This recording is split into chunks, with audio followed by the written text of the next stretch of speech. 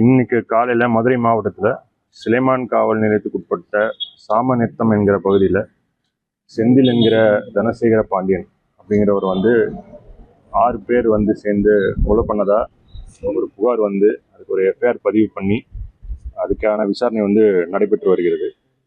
இதில் முதற்கட்டமான விசாரணையில் இந்த இன்சிடெண்ட் குடும்ப பிரச்சனை காரணமாக நடந்துள்ளதாக தெரிய வருகிறது.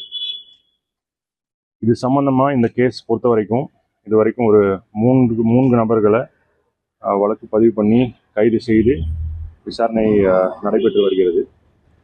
இந்த கேஸ் சம்பந்தமாக சமூக வலைதளங்களில் இந்த சம்பவம் வேறொரு காரணத்துக்காக நடந்த மாதிரி பதிவு நிறைய பேர் பண்ணிட்டு வராங்க. ஸோ இதுக்கான ஒரு கிளாரிஃபிகேஷன் இந்த கேஸ் குடும்ப பிரச்சனை சம்பந்தமாக நடந்திருக்கு அப்படிங்கிறது முதற்கட்ட விசாரணையில் தெரிய வந்திருக்கு.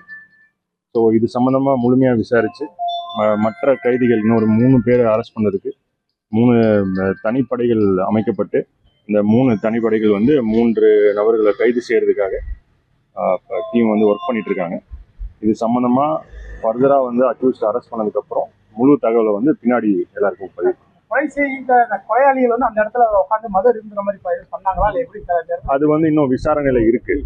ஆனா இதுக்கான மோட்டிவ் ஒரு குடும்ப பிரச்சனையானதான் தான் நடந்திருக்கு. நீங்க சொல்ற பாயிண்ட்லாம் இன்னும் விசாரணை பண்ணிருக்கோம். அது விசாரணை முடிச்சுட்டு நான் உங்களுக்கு கன்ஃபார்ம் பண்றேன். ஏதாவது இறந்தவருக்கும் அக்யூஸ்டா வரவருக்கும் ஒரு குடும்ப பிரச்சனை நடந்திருக்கு. இல்ல, இவங்க ரிலேட்டிவ்ஸ் கிடையாது. ஆனா இவங்களோட ஊர் ஒரே ஊரை சேர்ந்தவங்க. தேர்தல் இல்ல, குடும்ப பிரச்சனையா தான் நடந்திருக்கு. வேற ஒன்றும் மற்ற ஒன்றும் ஆங்கிள் ஒன்றும் இல்லை. விசாரணையில் இருக்கு. இப்பதான் எல்லாம் விசாரணை நடந்திருக்கு.